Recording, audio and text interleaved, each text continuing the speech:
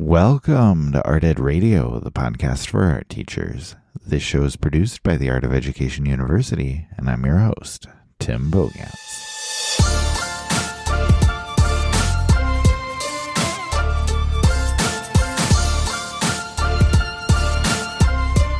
I'm looking forward to our conversation today, a conversation that will cover a variety of topics, from authenticity to vulnerability to remembering and reflecting on why we love to teach. My guest will be Lyndsay Rose. I will let her introduce herself, but if you were at the Last Now conference, she may be a familiar voice. She closed the conference with a great presentation on teaching with authenticity, which was very well received.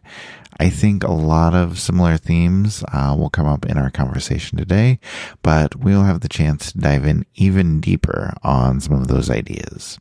I am eager to get started, so let me bring on Lyndsay now.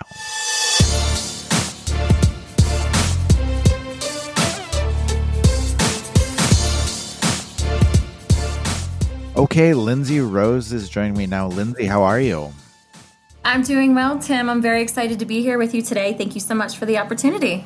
Oh, we are thrilled to have you. I had an amazing presentation at the Last Now conference. I think that message is definitely worth talking about a little bit more. So I wanted to have you on and kind of dive in a little deeper. But before we do that, I would love for you to just kind of introduce yourself to everybody who's listening. Can you talk about what you've done before as a teacher, what you're doing now, just anything else you want to share about yourself? Sure. Thank you. Yes, everyone. As you know, my name is Lyndsay Rose. I'm originally from Pennsylvania, born and raised, and that is most of the work that I've done as an educator in the last 11 years. I was a teacher in a charter school, one for 800 some kiddos. I have worked at the Pennsylvania College of Art and Design. I mostly spent majority of my time at the Lancaster County Youth Intervention Center, where I worked with adjudicated youth for about 10 years, and that has been the absolute joy in my teaching career. And most recently, I've been kind of pivoting a little bit in the art education career. I was the keynote speaker at Kutztown University, their annual art education conference. And most recently as well, I've been part of the juror for the Scholastic National Visual Art and Writing Awards, which has been a delight getting to see artwork from all over the nation. Yeah, that's really cool. I love participating in Scholastic Awards. I think that's a great opportunity for kids. So that's really cool to hear that you're doing that. Now, as I said, at your Art Ed Now conference presentation, you talked a lot about authenticity and why we need to be authentic as teachers. And I love that idea. I love the idea of teaching with authenticity. Can you talk about what authenticity means to you, and more importantly, why authenticity is important for teachers? Yes, thank you. So I think what's important is to first kind of understand what the word authentic means. I think it can kind of lose its way in translation for different folks at different meetings. But really, the true definition of authenticity comes from authentic, meaning genuine, not false, true. Especially in teaching, as we talk about teachers and the importance of having it in alignment with your true self. What I really want to know is why you're a teacher. Why do you want to teach? And it really comes from you. It comes from inside of you and true in alignment. And I think what I challenge teachers to understand or to think about, to question, is really what feels right and what doesn't when you're teaching, because we all have this idea of why we became teachers. We all know that we love teaching. Well, most of us do, right? But what is that hiccup? What is getting lost in translation? What is getting lost in the job? What's getting lost in the career that's not in alignment for who you are? So just a quick example of something that's not authentic to me is wearing a unisex t-shirt, right? It just doesn't feel right to me. Every time I put it on, it just chokes my neck and the sleeves are too long and it's so boxy. So that's just a really kind of surface level idea of what is not authentic to me. It's not true to me. It doesn't fit right. It doesn't feel right. Right. Mm-hmm. So if you'd like to hear a story about a teaching authenticity kind of dilemma, and something that I have battled with in the past was kind of selling my soul, if you will. I had a parochial school approach me about doing some programming. Okay. And while I am a spiritual religious person, my values weren't in alignment with the school. And how much I wanted it. I wanted the salary. I wanted the job. I wasn't desperate per se, but I really, really wanted a job. And I had an interview. I talked with the director and I said, listen, I would love to be transparent and upfront with you, but I don't know about this religion. I don't understand it. It's not something that I know about. And he's like, well, it's okay. We just need you in here. Can you just lie? Can you just lie on your resume? Can you just lie to be on that? Yeah. And it didn't feel right. It didn't feel authentic. And the, Yeah. the overwhelming stress and the floodgates of, oh my gosh, well, if I accept this, then I would have to learn about the religion really quick. I would have to act this way, learn this way, know this way. And that's not authentic. And I feel something important for us to understand is when we're not authentic to ourselves, it's not helping anybody else around us. So if let's say I took that job and I pretended to be this religion that I wasn't, not only am I putting myself in jeopardy and my values, but my students, what if my students would ask me a question and I would have no idea? And then parents would get concerned and the administration would get concerned, and all because I got asked to lie about this and it didn't feel right. So I think the idea of being authentic, especially in your teaching, in your job, does it feel right or does it not feel right? Do we try to rationalize with our brains? Yes, I can make this work. Yes, I can teach myself about X, Y, and Z just to fit in, just to get that. It's really sacrificing so much more when we're not staying true and to an alignment with who we are, what we know, what is true to ourselves. Yeah, that's really, really well said. And I actually, I appreciate that story, but I want to drill down a little bit into something you said at the beginning of that answer, just the idea of, falling in love with teaching or falling back in love with teaching. And I think that, one thing that resonated with teachers when it came to your Now conference presentation was the idea that we can fall back in love with teaching. Because I feel like everybody's been there. The longer you teach, the more things can become sort of disillusioning for you or difficult for you. And it's tough to remedy that sometimes. And I feel like we hear about burnout and negativity. We talk about that a lot and don't talk as much about the positive side of teaching. And I'll be honest, like I'm guilty of that as well. So my question for you is, how can we go about finding what we love about teaching or remembering what we love about teaching? Ooh, good question. Good question. So my opinion and my thought, now folks are able to disagree and we can have a really nice conversation about this disagreement. But to me, I feel like burnout and negativity, it comes from external sources and not our own. So what I mean by that is I'm obsessed with like Lord of the Rings. Okay. So anything that you can think about, any kind of movie or any reference or book or television show that you can think about really long time ago when humans were just kind of humans. And we just were out in the element. We had food, shelter, water. We had our kind of place in our community, and that was it.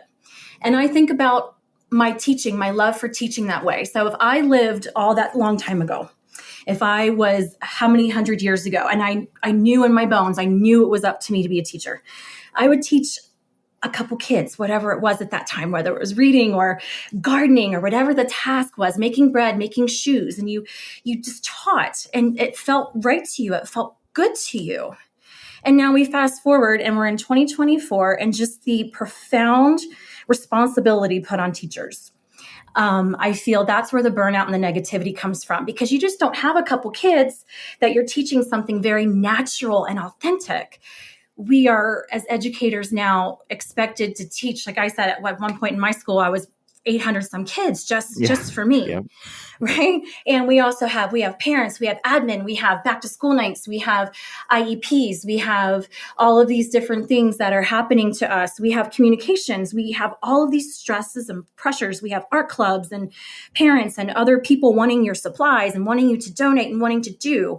So all of these external things are put upon us that is completely not teaching. It's not in alignment with who we are, knowing that what we want to do is help kids. Well, in my example, I love teaching kids. And I can't do that nowadays. I can't do that really in 2024 because I'm so overstimulated and I'm so burnt out of what is put upon me that I never asked for. So I think it's very hard and challenging to be a teacher in 2024 because you're so far away from your alignment of just wanting to make those meaningful connections with kids.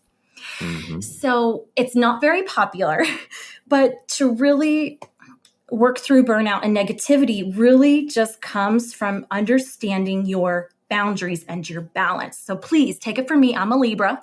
I'm the scale astrology. It's all about balancing your life. It's about understanding the demands of your job are so far away from your alignment. So you must say no. Can you say no to things that are people that are asking you, even admins asking you? Because again, coming back to that kind of story just a bit ago, I don't want to lie and I don't want to be disingenuous.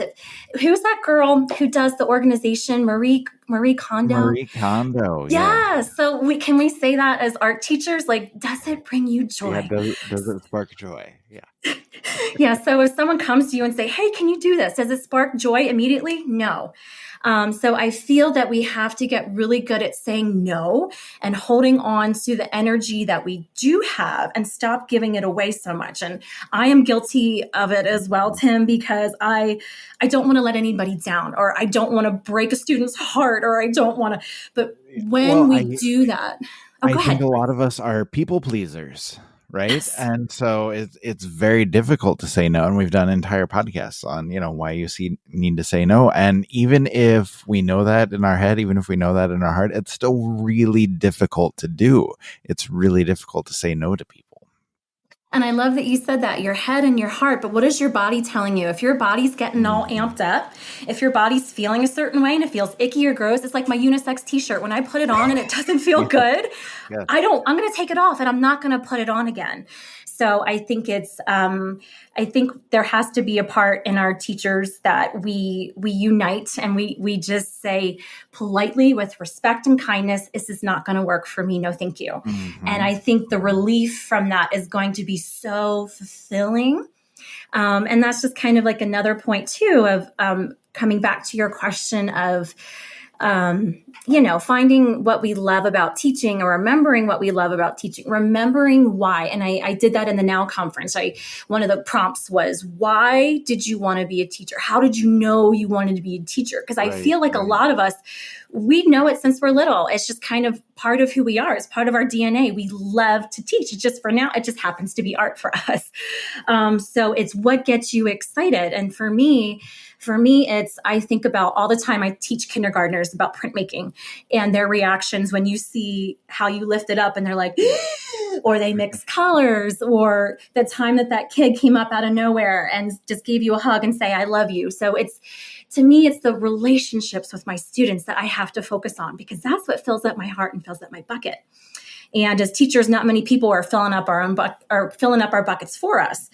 We are required to fill up our own buckets a lot. And that's a lot of work to teach full time. We have families, we have friends, we have other things going on. We go to school and nobody's filling up our buckets. So I feel like we also have to get better at asking others to do that as well. Asking others to fill up our bucket by being nice, helping out, offering to do something. There's all different ways that we can ask others. And it's not selfish. We can't be expected to do everything for ourselves all the time. It's just not possible.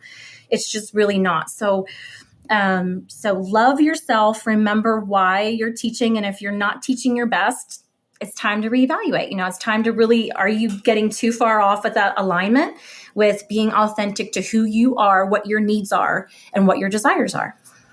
No, that's also very well said, and I appreciate all of that. I think that's a good point for teachers, a good spot for them to kind of reflect and kind of look inward and kind of see how they're feeling, checking in with themselves. I think that's good advice on how to do that. Now, I also wanted to talk just another topic that I've seen you speak on before, keynotes and other places, just about the idea of vulnerability. And I would love for you to just kind of in that same vein, talk about the importance of vulnerability and why it helps us to sometimes be vulnerable, even if that is hard to do. Yeah, vulnerable, I feel that has been around for so long, but it's been such a buzzword, especially with Brene Brown, Yeah. just this idea of what it means to be vulnerable. And if you ever looked it up on the dictionary, it's not a nice definition. I think I looked it up and it said being open to harm or criticism. And as artists, Yeah. we're open to that all the time, whether we signed up for that or not. Being an Yeah. artist, you constantly have people telling their opinions to you, whether you ask for Mhm. it or not. So I feel like we kind of have thick skin, to get us starting off.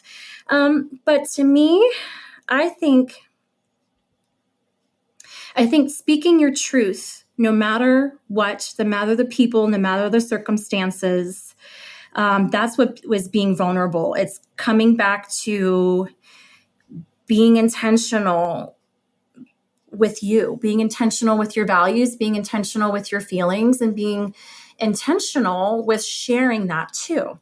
So, an Right. example for me would be I was in grad class during COVID 2020, and we all had group texts. So, we would all get on and watch our professors. We would all be together. And I remember one professor was saying something that we were all just kind of like, oh, I don't know if this feels right now. And she kept going on and kept going on. And I just kept saying the group chat kind of blow up about things. And I spoke up gently and I said, oh, hey, so and so, I just don't think I feel comfortable talking about this, or this is something that wasn't really what we were talking about, or this is kind of far off. And I feel like this shouldn't be said right now. Mhm. And the amount of text that I received from the people in my cohort that said, oh my gosh, thank you so much for saying that, or I could never do that, or I'm so glad that you said something. So everybody, all these people are feeling the same thing, but nobody's speaking up. Right. Because why would you want to open yourself up to harm and criticism? It's hard. It's really hard to do that. But I think the benefit of that it's like a ripple effect, right? So I did it. So maybe that inspires someone else to be like, okay, that wasn't that bad, because me bringing that up, that allowed the other members of my cohort to chime in. And then they spoke up as well. And they said, hey, I agree with Lyndsay, or I think that is okay too. And then my professor's like, oh, okay, let me fix that. So it's a disservice, I feel, if you're not being honest with something that really resonates with you. Now, I will say responsibly that you must show discretion. Vulnerability Mhm. is not just about airing out your dirty laundry or airing out your grievances, or going onto Google and just writing a nasty review for something. It's being vulnerable means that it's true to you and it's really touching your core, and you want something to change. It's not being frustrated. It's not lashing out. It's something's not right in your alignment and you want to fix it.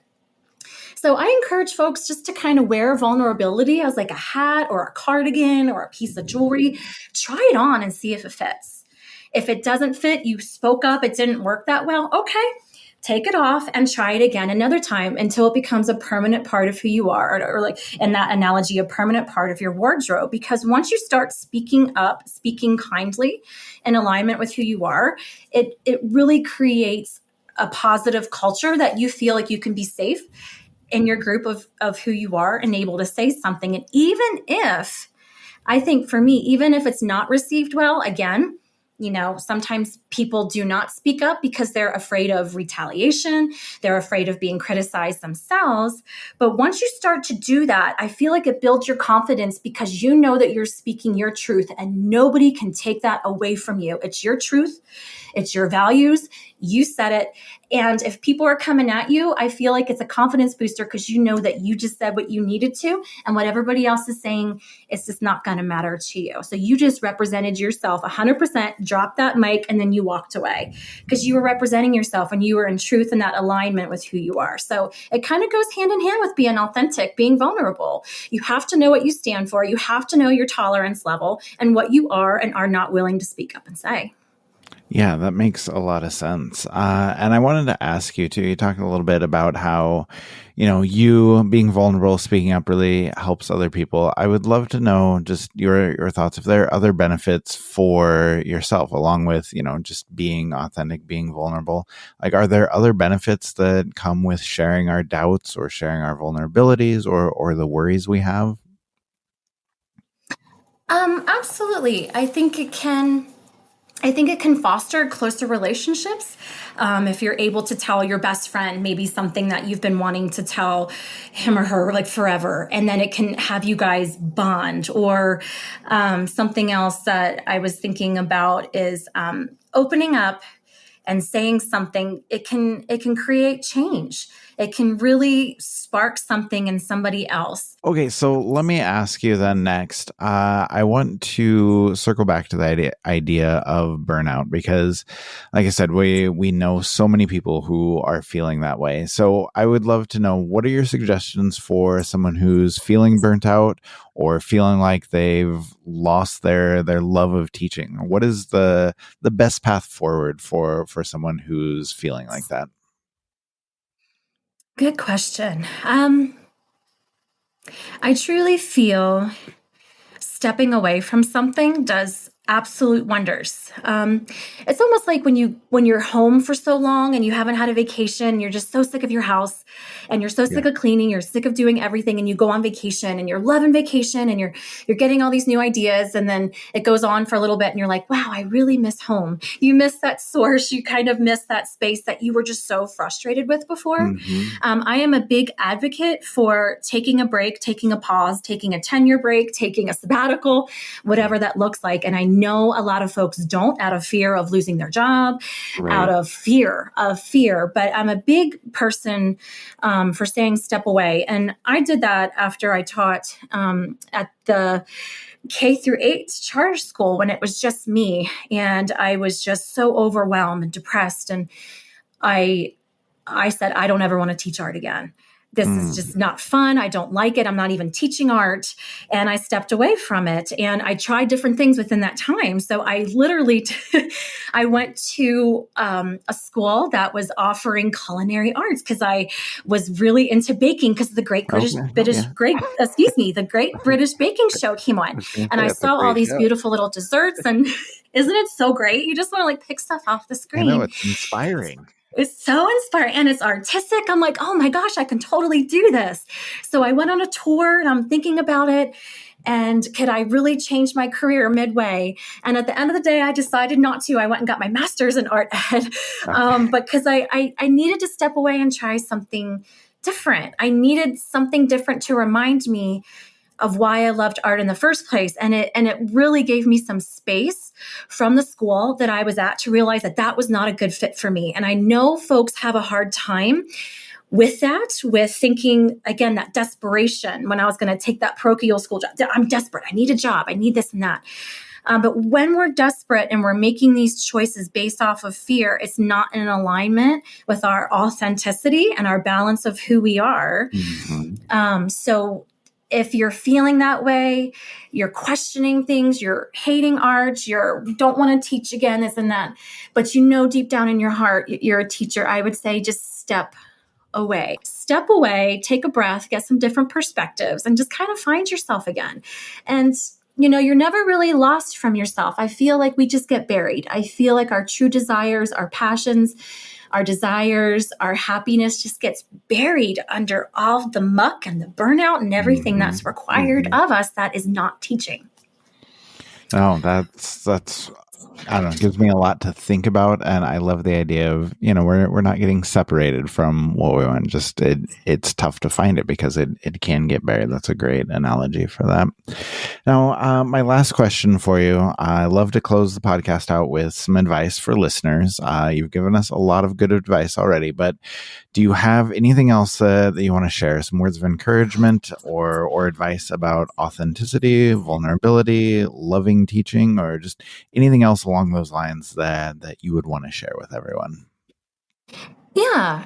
For everyone listening, I'm so proud of you. And I'm so grateful for you and your choices that you're making for yourself and for your students. You are making an absolute difference in their lives. And I just want to share that you're more than just a teacher. Your students observe you. They look at you. They analyze how you talk, react, respond, interact. So if you're not 100% yourself, if you are not going to be yourself, what your students are gaining from you is not your true self. And that is a big disservice to them and to you. So always make sure that you are in an alignment with your authenticity and you're good as gold.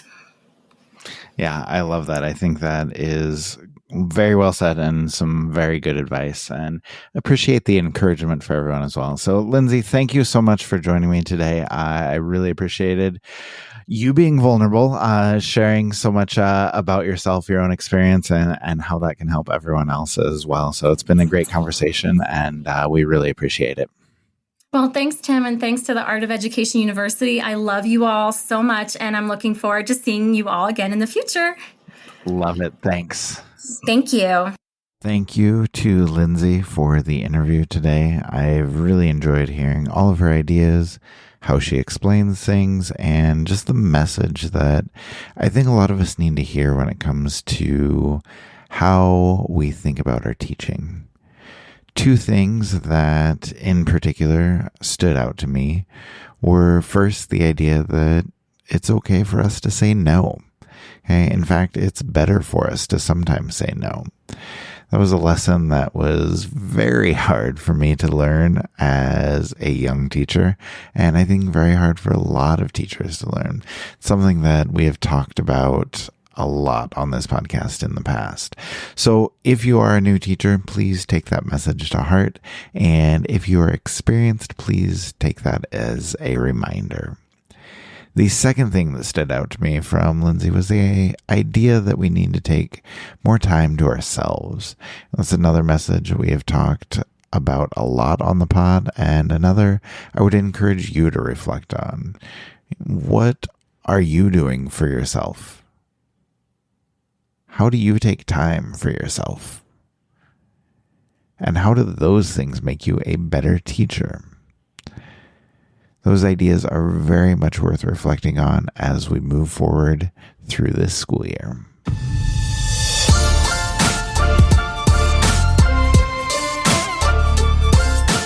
Art Ed Radio is produced by the Art of Education University with audio engineering from Michael Crocker. Thank you, as always, for listening, and we will talk to you again next week.